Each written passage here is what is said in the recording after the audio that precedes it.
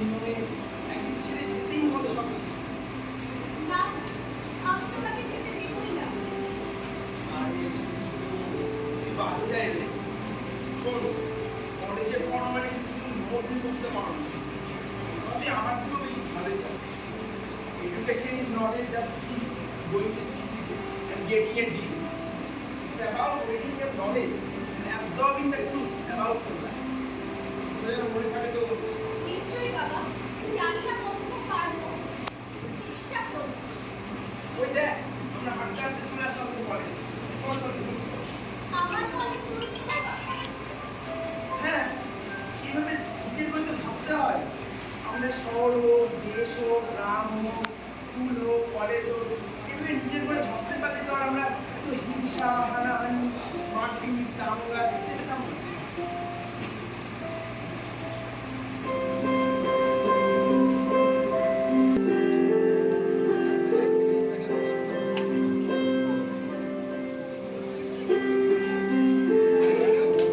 নমস্কার, নমস্কার, নমস্কার, নমস্কার।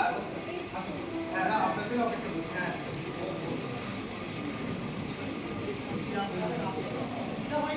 না, না, একদম না।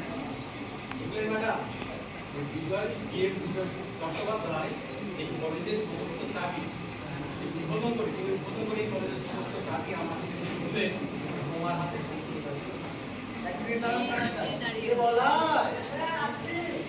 বলছি ম্যাডামের জন্য জল নিয়ে এসো তো দেখি। যেটা বলছিলাম না, তারপর থেকে আমি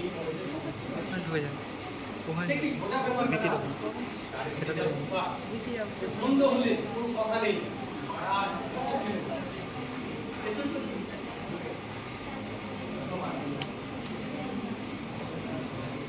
যেটা বলছিলাম না, একটি উৎপাদ কারণ নোংরা হলেই তারা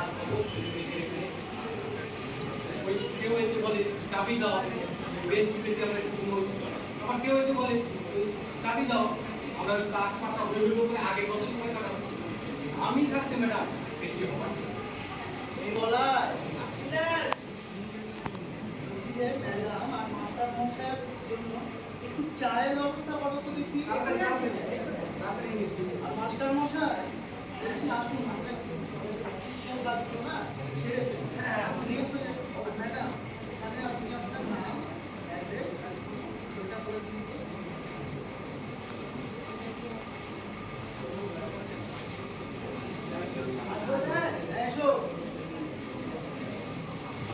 আরে এই সময় কি দরকার ছিল? ওই আর কি আমাদের তো ধন্যবাদ। তো ম্যাডাম একটু নিয়মটা বলি আপনাকে। ওই আপনাকে আসতে হবে ঠিক বেলা 11টা আর অন্তত ওই বেলা 3টা পর্যন্ত থাকতে হবে। আর দিকে যে অবস্থা দেখতেই তো পাচ্ছেন, বেশিক্ষণ আসতে হবে। আর হ্যাঁ, ওই আপনাকে এই কলেজ থেকে পড়াশুনো দেওয়া হবে আর যাতায়াত দেওয়া হবে। ম্যাডাম বলছি যে কানাইদা থাকতে না আপনাদের কোনো অসুবিধা হবে না। কানাইদা আমাদের সমস্ত কলেজে দেখাশোনার ভার নেই, বুঝলেন? এই এটা একটু স্যার একটু বাড়াই বলছি। নমস্কার ম্যাডাম।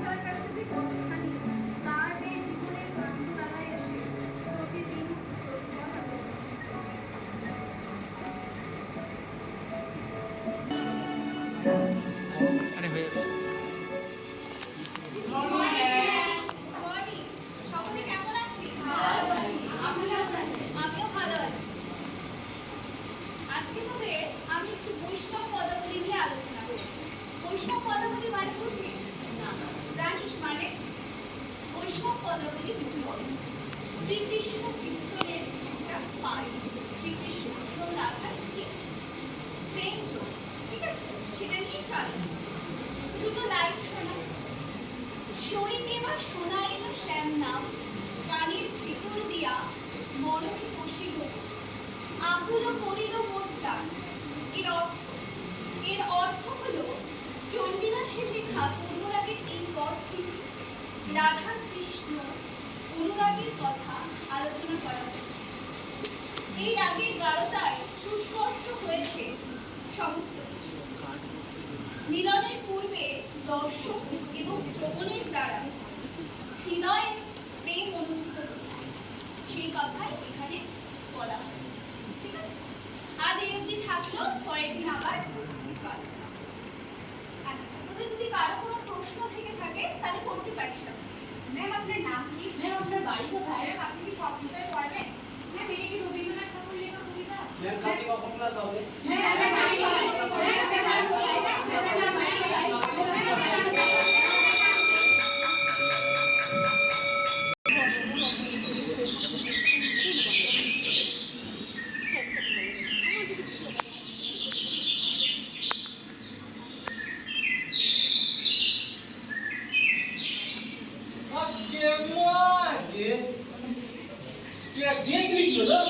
আরে ভাইয়া তুই ঠিক বললি, আমি তোমাকে দেখতে পেলাম, মানে কি হইলো?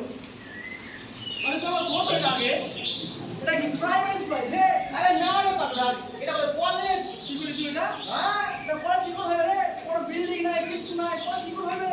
আরে তুই ওটা বলছিস? এই ধামড়া ধামড়া ছেলেদের কারা পড়াচ্ছে বলতো? কে পড়াইছে বল? একটা মাইয়া মানুষ। মাইয়া আমার পড়াইছে, আমার ছেলেকে। হ্যাঁ? আবার কি পড়াচ্ছে বলতো? কি পড়াইছে? রাধা কৃষ্ণের প্রেম প্রীতি। হ্যাঁ? কিন্তু একটা জিনিস বলতে হবে বুঝলি, কি গো? মেয়েটার বিয়ে হয়নি, এত বড় জায়গায় এতগুলো ঘরের মধ্যে ছেলেদের পড়াচ্ছে, সাহস আছে বড়। তুমি ঠিক কইলি, কিন্তু ছেলেরা চাকরি করে কি হবে রে? আরে ওটাই ভাবছি, ওটাই ভাবলাম সবাই চাকরি বাকরি পাবে, এ দ্বারা আর হবে নাকি? দেশটা বেড়া হয়ে বুঝতে পারি গো। বাদ দিলে তুইও খা, আমিও খাই, মিলে কাজে যাই। চল।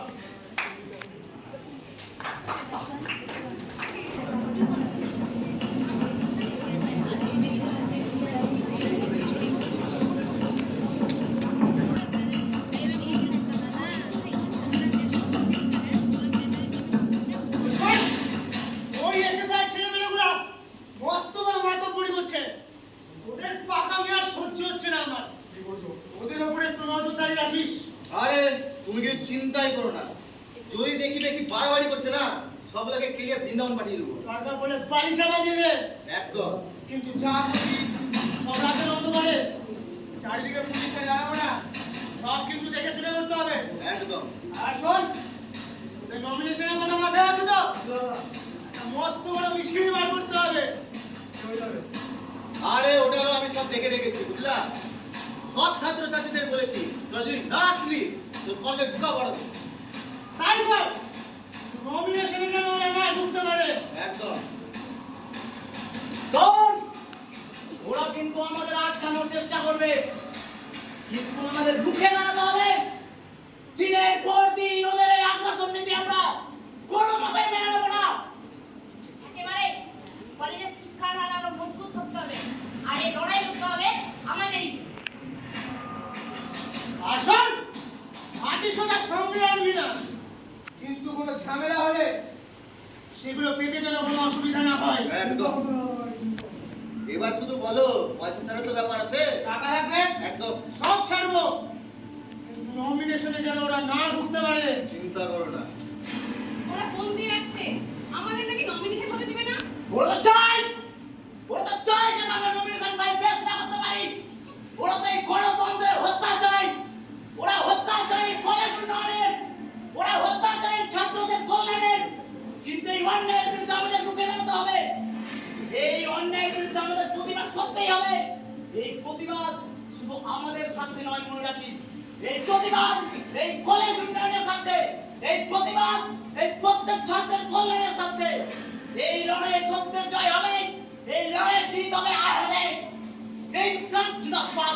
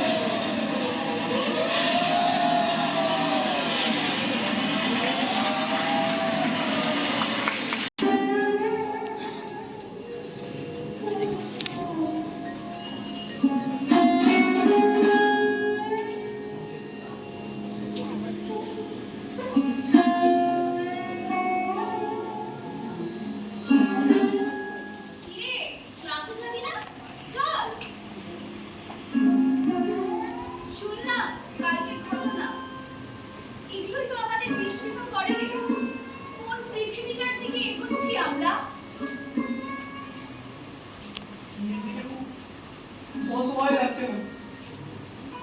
রাজনীতি মানে কি হিংসা, হানাহানি, বর্বরতা? আমি হয়তো আর এসবের মধ্যে নেই। আমার মনের মধ্যে সবসময় ভয় দাঁড়াবো। আমি একা কি করবো? আমি পারবো এই সমাজকে বদলে দিতে? আমি হেরে গেছি না, আমি হেরে গেছি। এই নোংরা রাজনীতির কাছে আমি আজ হেরে গেছি। এই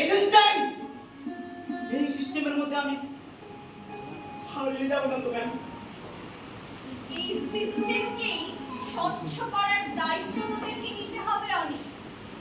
শোন, তোকে যতটা চিনি তুই সৎ, মননশীল, দায়িত্বশীল। তোদের মতো ছেলেরাই তো আমাদের দেশে, সমাজে, কলেজের ভবিষ্যৎ। তোদেরকে এগিয়ে আসতে হবে। জানিস তো, একজন সৎ শিক্ষিত মানুষ যদি রাজনীতিকে অস্বীকার করে তবে তার মাথায় বসে শাসন চালায় কতগুলো অশিক্ষিত মানুষ। ক্লাসের সময় হয়ে যাচ্ছে, ক্লাসে আয়।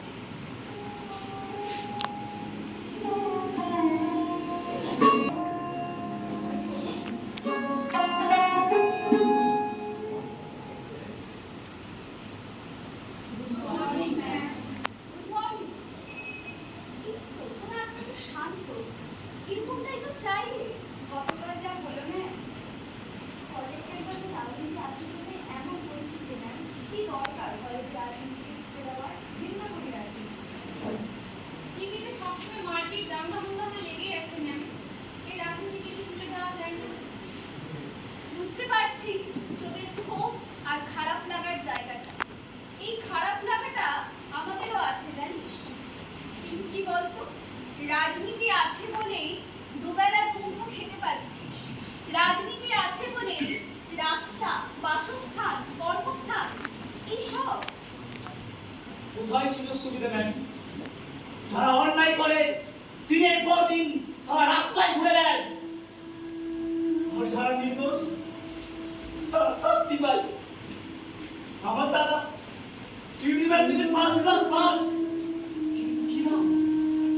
কি নাম ফার্স্ট হয়ে সে আর বছরের পর বছর ধরে চাকরির জন্য অপেক্ষা করছে।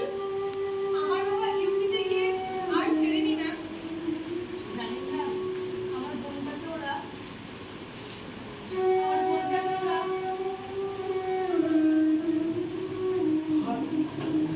এর শেষ কোথায় ম্যাম? কতদিনের অসহায়তা? আর কতদিন চলবে ম্যাম এভাবে? আর কতদিন?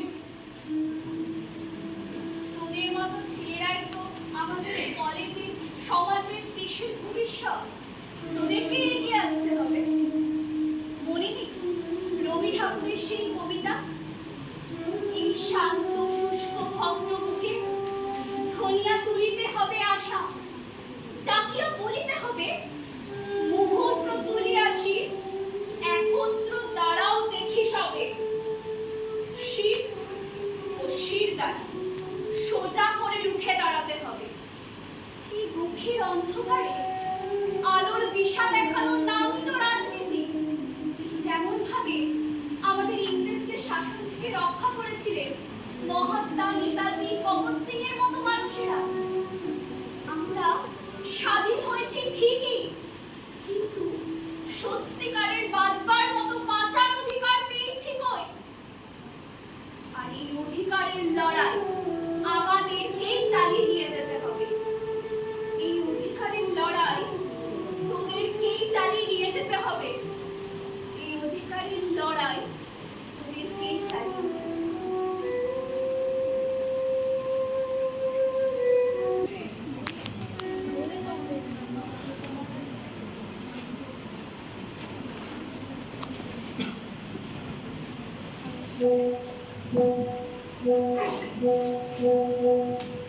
আমরা গর্বিত, আমরা হিন্দু। আর কি দেখার কারণ নাই? हिंदुस्तान खतरे में है। ভারতকে আমরা হিন্দু রাষ্ট্র বানিয়ে ছাড়বো। हिंदुस्तान खतरे में है। আর কি দেখার কারণ নাই? ভারতকে আমরা হিন্দু রাষ্ট্র বানিয়ে ছাড়বো। আমরা গর্বিত, আমরা হিন্দু। আমরা গর্বিত, আমরা হিন্দু। আমরা গর্বিত, আমরা হিন্দু।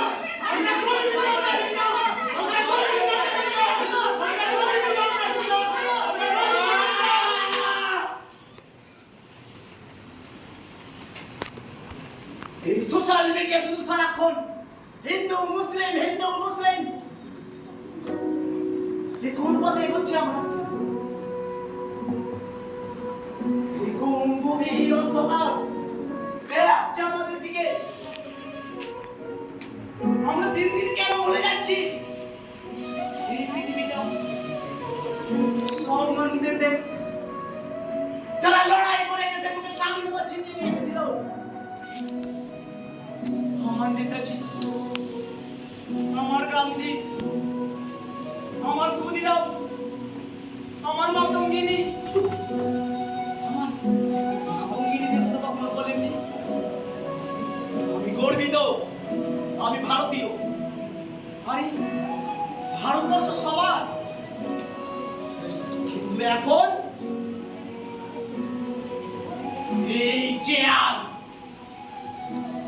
এই চেয়ারের লোকে শুধু আমরা হিন্দু মুসলিম করছি।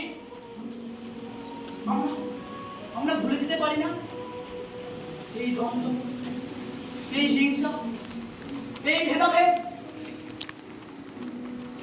আমরা সকলে মনে করতে পারি না আমাদের একটি ধর্ম, আমাদের মনুষ্যত্ব ধর্ম। আমরা ভুলে যাব আমাদের সুস্মিতা ম্যাডাম যে আদর্শের কথা শিখিয়ে গেলেন।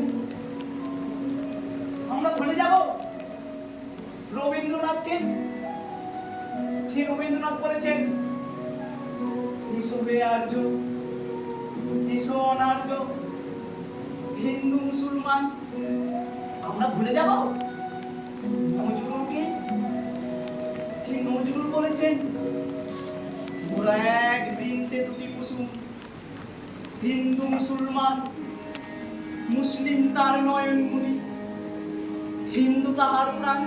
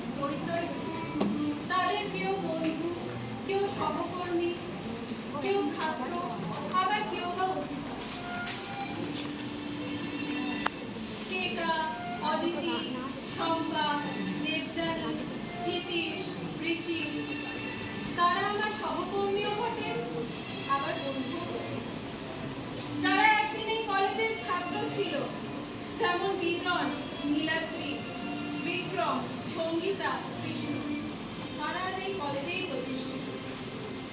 এটা আমার বড় ভালো লাগার বিষয়। কানাইদা, সুবিদা, রানীদি পাড়ি দিয়েছেন পরলোকের পথে। এক কথায় বলা চলে, এক দীর্ঘ অভিজ্ঞতার ভার আমার মস্তিষ্কে আমি ঋণী থাকবো চিরকাল যারা আমার এই কর্মজীবনে সঙ্গ দিয়েছে তাদের কাছে। আমি ঋণী থাকবো প্রাণতোষ বাবু, অসীম বাবু সহ সকল সহকর্মীর কাছে। আর আমার প্রাণের ছাত্রছাত্রী, তোরা ভালো থাক, তোদের ভালো হোক। আজ আমার এই মুহূর্তে বাবার একটি কথা খুব মনে পড়ছে। বাবা বলতেন, শিক্ষা শুধু চাকরি বা ডিগ্রির জন্য নয় রে, শিক্ষা হচ্ছে নিজেকে সাজানোর প্রসাধনী, যে প্রসাধনী আমাদের ফর্সা করবে না, আমাদের ভেতরটাকে উজ্জ্বল করে তুলবে। আর এই উজ্জ্বলতা ছড়িয়ে পড়বে আমাদের কাজে, আমাদের ব্যবহারে, আমাদের আয়োজনে। এই কথাটুকু মনে রাখবে।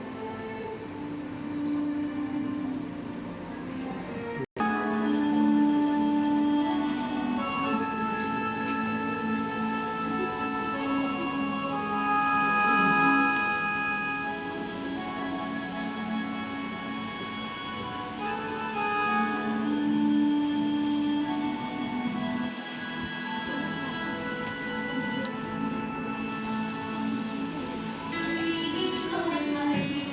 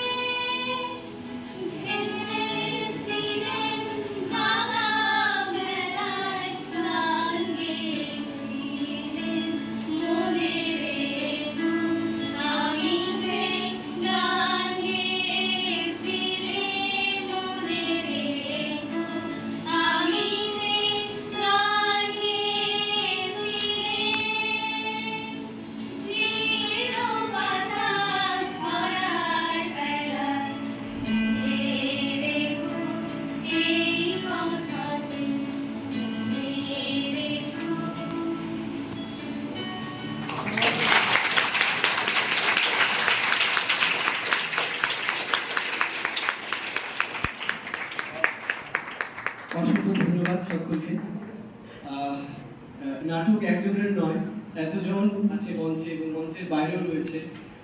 প্রথমত আমি ধন্যবাদ দেব মালদা নাট্য সেনাকে। এই যে উপর কাপড় দেখছেন পেছনে, ওখান থেকে শুরু করে নির্মাণের সহায়তা থেকে শুরু করে শব্দ সমস্ত কিন্তু মালদা নাট্য সেনা করেছে।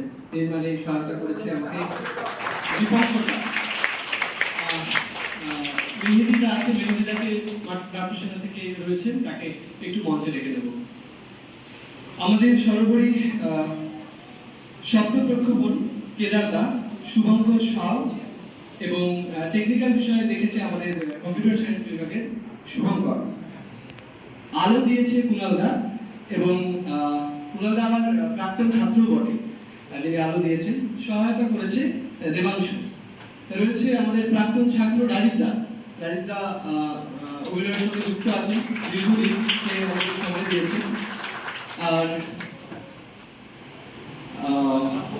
সর্বোপরি ধন্যবাদ দেবো আমাদের বাংলা বিভাগের বিভাগীয় প্রধানকে উদ্যোগ নিয়েছেন এবং ধন্যবাদ আমাদের অধ্যক্ষ মহাশয়কে, যিনি নাটক ভালোবাসেন এবং এগুলোতে আমাদের সাপোর্ট করেন বলেই আমাদের নাটক করতে পারলাম, আমাতে পারলাম। সকলকে অনেক ভিডিও করছি। এবারে আমি একটু আচ্ছা দীপমিতা নেই, বেরিয়ে গেছে কাজে, কেতানদা আছে, কেতানদাকে খুব সংক্ষেপে তথা আজকে আমাদের সুস্মিতা ম্যামের বিদায় সম্মাননায় এই নাটক, ওনার বায়োগ্রাফি নাটক, এবং নাটকের মাধ্যমে কলকাতার জন্য অ্যাক্টিভিটির মাধ্যমে খুব সুন্দর এই ব্যবস্থাপনা। আমরা ধন্য এই ধরনের অনুষ্ঠানের সঙ্গে আমরা যুক্ত হতে পেরেছি। তাই নাট্যসেনার পক্ষ থেকে